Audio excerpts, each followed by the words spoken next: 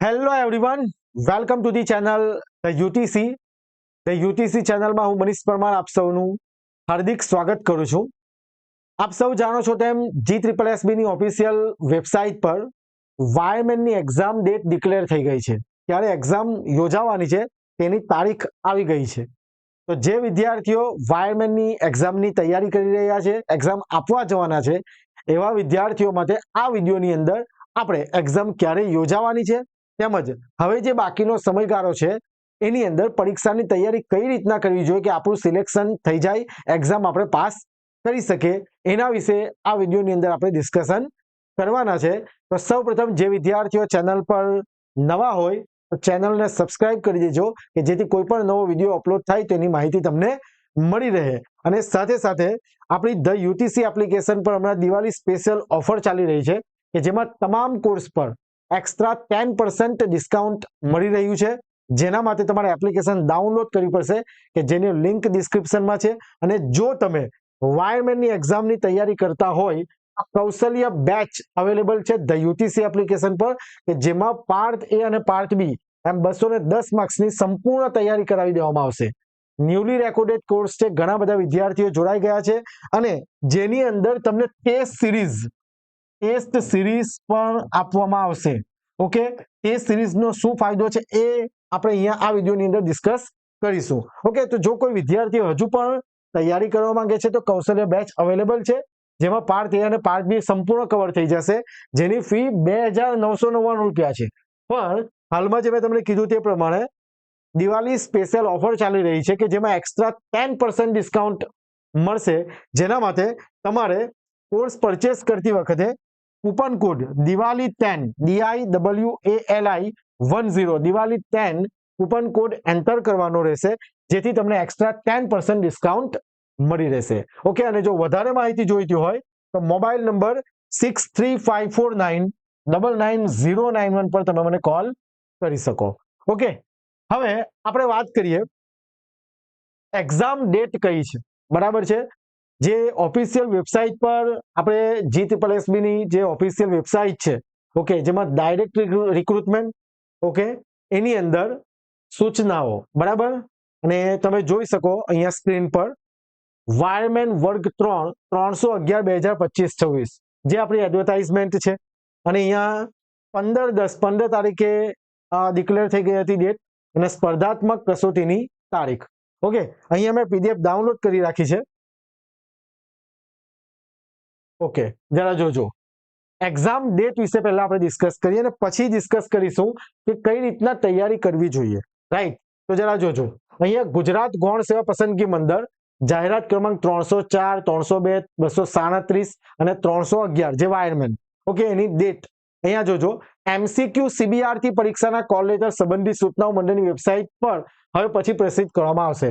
Simple online exam છે, computer base recruitment test, right, online computer પર exam આપવાની રહેશે, એટલે ઓફલાઈન એક્ઝામ થવાની નથી. આ વસ્તુ જરા ધ્યાનમાં રાખજો. હવે પરીક્ષાની તારીખ કઈ છે જરા જોજો. અહીંયા 311/2025-26 વાયરમેન વર્ગ 3 સીધી ભરતી માર્ગ અને મકાન વિભાગ. કઈ છે પરીક્ષાની તારીખ? 13 ડિસેમ્બર 2025, એટલે કે ડિસેમ્બરમાં પરીક્ષા થશે 13 તારીખે. સમય બપોરે 15 થી 18, એટલે કે 3 થી 6 બપોરે એક્ઝામ છે, 3 કલાકની. CBRT ટેસ્ટ છે અને એક્ઝામ ડેટ કઈ છે? 13 ડિસેમ્બર 2025. બરાબર. પરીક્ષાના આયોજનમાં કોઈ પણ કારણોસર ફેરફાર કરવાની કે રદ કરવાની આવશ્યકતા ઊભી થાય તો તેમાં મંડળ સંપૂર્ણ હક અધિકાર રહેશે. બરાબર, એમાં કોઈનું સાંભળવામાં આવશે નહીં, જે વસ્તુ સૂચના આપે છે તે પ્રમાણે. ઓકે, પરીક્ષાની તારીખ આવી ગઈ 13 ડિસેમ્બર 2025, રાઈટ, અને આજે તારીખ છે 17 ઓક્ટોબર 2025. એટલે તમારી પાસે નવેમ્બર આખો, ડિસેમ્બરના 12 દિવસ ગણીએ, 13 તારીખે એક્ઝામ છે એટલે, અને આજે 17 બાકીના દિવસ. સમજાય છે? એનો મતલબ કે આપણે એવું સમજીએ કે એપ્રોક્સ તમારી પાસે 1.5 મહિનો જેવું છે. બરાબર છે, એવું સમજીએ આપણે. ઓકે, તો હવે આ સમયગાળા દરમિયાન આપણે કઈ રીતના તૈયારી કરવી જોઈએ એ પહેલા હું તમને કહીશ કે સિલેબસ વિશે ડિસ્કસ કરીએ. સમજજો જરા.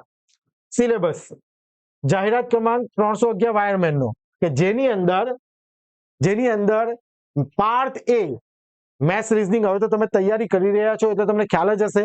પાર્ટ એમાં મેથ્સ રીઝનિંગ છે, 60 માર્ક્સનું.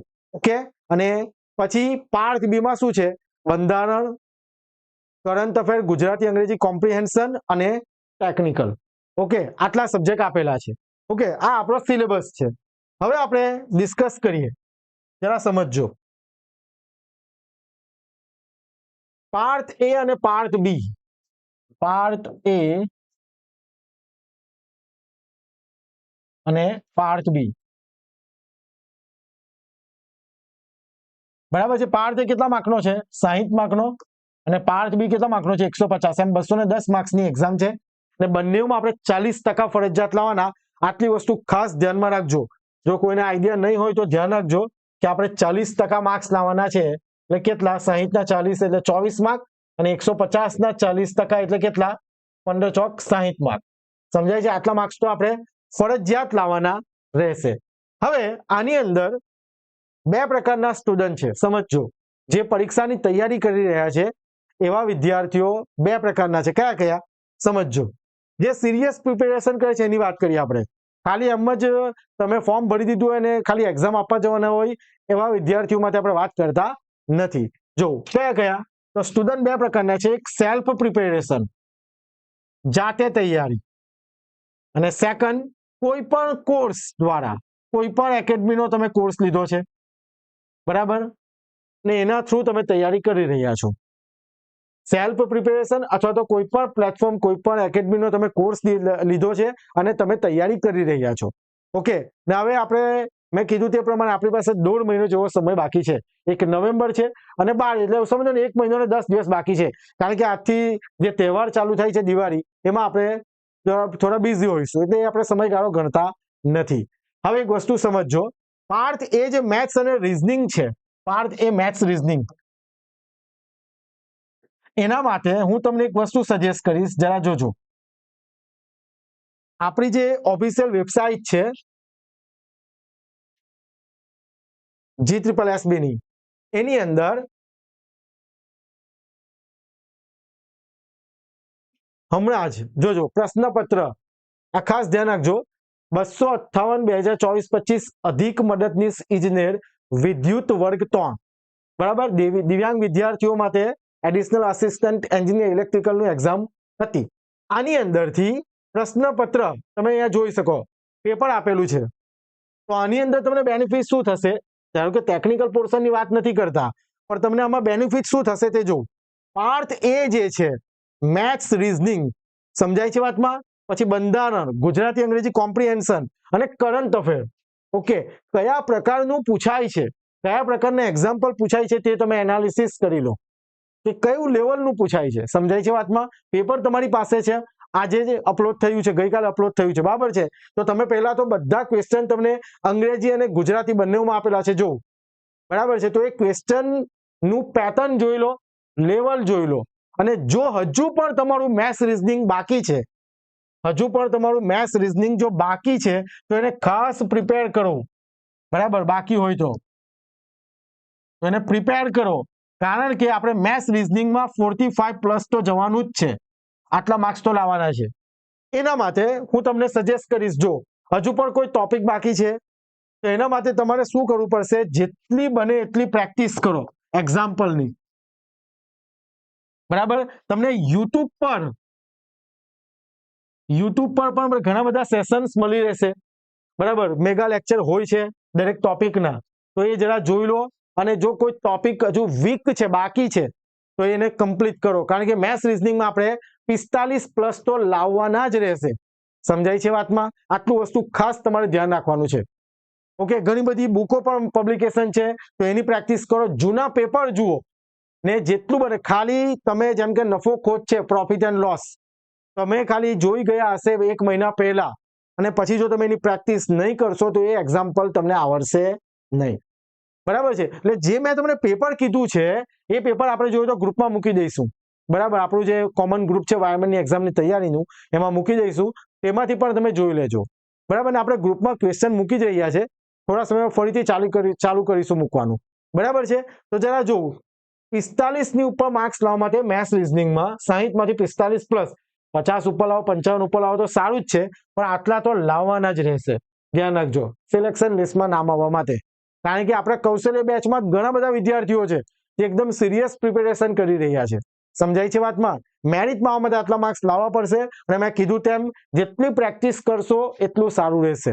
ઓકે, જેમ કે મેં તમને કીધું સિલેબસ, જે આપણો સિલેબસ છે મેથ્સ રીઝનિંગનો, બરાબર, ગુજરાતીમાં જોઈએ તો બતાવીએ આપણે, જરા જોજો. એક પણ ટોપિક બાકી રાખવાની જરૂર નથી. ગાણિતિક કસોટી, સંખ્યા પદ્ધતિ, સાદુરૂપ, સમાંતર શ્રેણી, સરેરાશ, ટકાવારી, નફોખોટ, ગુણોત્તર, ભાગીદારી, સમય ઝડપ, કાર્ય, મહેનતાણું અને આ રીઝનિંગના ટોપિક બધા આઈડેન્ટિફાઈ કરો. પેપર જે પૂછાયું છે હમણાં મેં તમને બતાવ્યું તેમાં જુઓ કયા પ્રકારના ક્વેશ્ચન પૂછાયા છે અને એ પ્રમાણે તમે કોઈ પણ એક બુક પકડો અને એને કમ્પ્લીટ પ્રેક્ટિસ કરો. જૂના પેપર પણ જોઈને પ્રેક્ટિસ કરશો તો એ તમારી એક્ઝામની તૈયારીમાં મદદરૂપ થશે. સમજાય છે વાતમાં બધાને? એટલે આ આટલું વસ્તુ ખાસ ધ્યાન રાખજો. આ વાત થઈ આપણી પાર્ટ એ ની. હવે આપણે વાત કરીશું પાર્ટ બી, જેમાં બંધારણ 10 માર્કનું, એના પણ ટોપિક ડિફાઇન્ડ છે. જેમ કે મૂળભૂત અધિકારો, ધારો કે તો મૂળભૂત અધિકાર બધા જ કરી નાખવાના. સમજાય વાતમાં મેં શું કહું છું? જેમ કે રાષ્ટ્રપતિ, તો રાષ્ટ્રપતિની બધી જ ડિટેલ વાંચી લેવાની, એમાંથી એકદમ સિમ્પલ ક્વેશ્ચન જ પૂછાય છે, આવડી જવું જોઈએ. જે પેપર તમને બતાવેલું છે એ પેપરમાં જોઈ લો ક્વેશ્ચન કયા પ્રકારના પૂછાય છે. ઓકે, તો તમને વધારે આઈડિયા આવશે કે ભાઈ આ રીતના આપણે કરવું જોઈએ. ઓકે, એટલે 10 માંથી તમારે 7-8 માર્ક તો લાવવાના રહેશે. કરંટ અફેર્સ તમારે છેલ્લા 6 મહિનાનું કરેલું હોવું જોઈએ. બરાબર, આપણા કૌશલ્ય બેચમાં કરાવેલું જ છે. ઇમ્પોર્ટન્ટ બધી જ ફેક્ટ વસ્તુ કરાવેલી છે. બરાબર છે, એટલે જો તમે નથી કર્યું તો ખાસ કરી જજો, કારણ કે એ પણ 10 માર્કનું છે. 5 માર્ક્સ તો આવવા જ જોઈએ આની અંદર. ને ગુજરાતી અંગ્રેજી કોમ્પ્રિહેન્શન પરીક્ષા જ્યારે આવવાની હોય ત્યારે છેલ્લા 5-7 દિવસમાં કરશો તો પણ ચાલશે. કારણ કે એની અંદર કેવું છે કે તમે જે સ્કૂલ લેવલથી જે ભણેલા છો, બરાબર, એ જ બધી વસ્તુ હશે. પેરેગ્રાફ આપેલું હોય ને 5 સવાલ આવડી જ જાય, બધાના માર્ક્સ આવે જ છે. એમાં સિમ્પલ છે. યુટ્યુબ પર કોઈ પણ વિડીયો, આપણો પણ એક વિડીયો છે તે જરા જોઈ લેજો એટલે તમને આઈડિયા આવી જશે કે કયા પ્રકારનું પૂછાતું હોય છે. બરાબર છે, તો આ પાર્ટ એ અને પાર્ટ બીમાં બંધારણ, કરંટ અફેર અને ગુજરાતી અંગ્રેજી કોમ્પ્રિહેન્શનની વાત થઈ. હવે આપણે વાત કરીશું, જોજો આ બધી જ વસ્તુ આપણે હજુ છે ટેસ્ટ સિરીઝનું ઇમ્પોર્ટન્સ શું છે એના વિશે પણ આપણે ડિસ્કસ કરીએ. હવે વાત કરીએ છીએ ટેકનિકલ. કેટલા માર્કનું? 120 માર્કનું.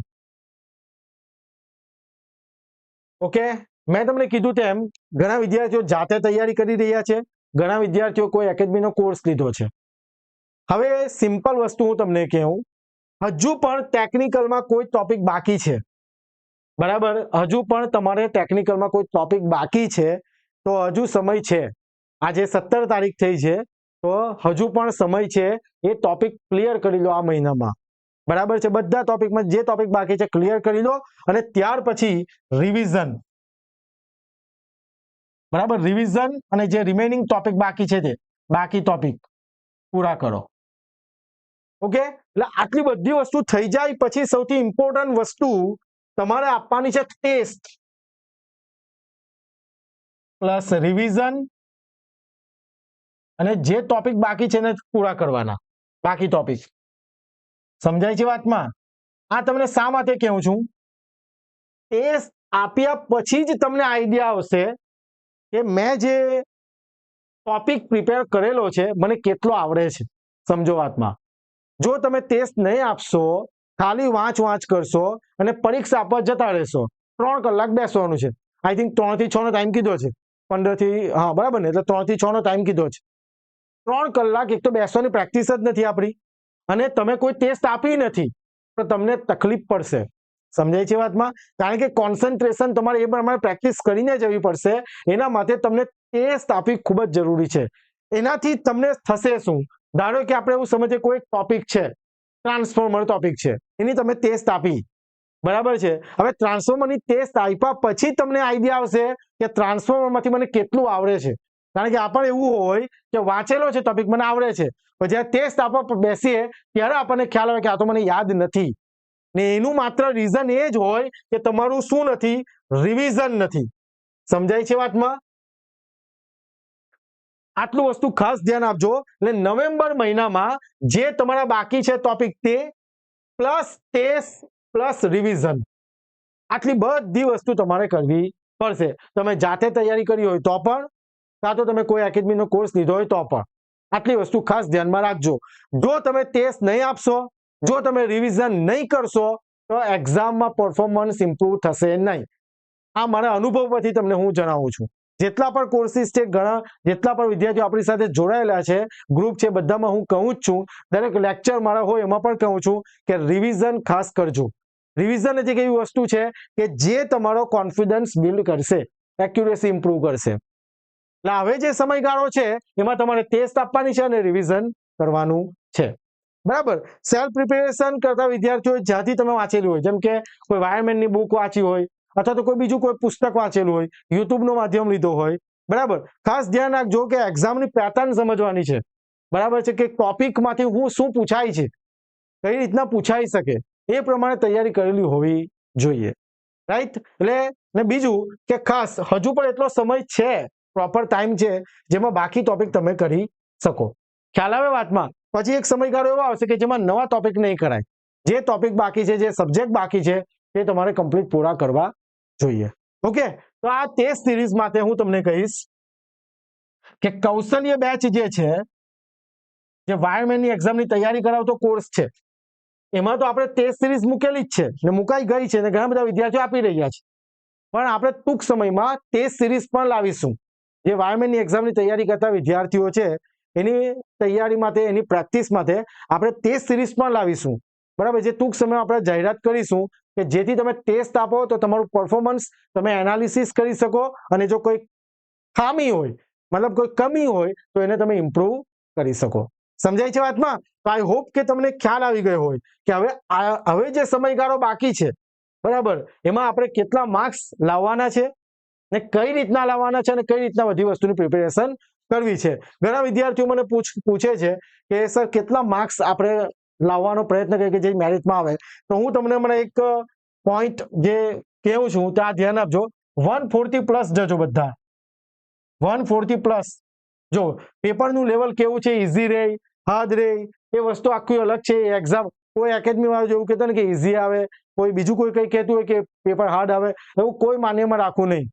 હાલમાં તમારે તમારી તૈયારી પર ફોકસ કરો અને બને ત્યાં સુધી 140 સુધી પહોંચવાનો પ્રયત્ન કરો. 140 પ્લસ. 170 લાવો, 180 લાવો તો સારું જ છે, પણ આપણે બધાના તૈયારીને ધ્યાનમાં લઈએ તો કેવું કે 140 પ્લસ લાવવાનો પ્રયત્ન કરો ને એ પ્રમાણે તૈયારી રાખજો.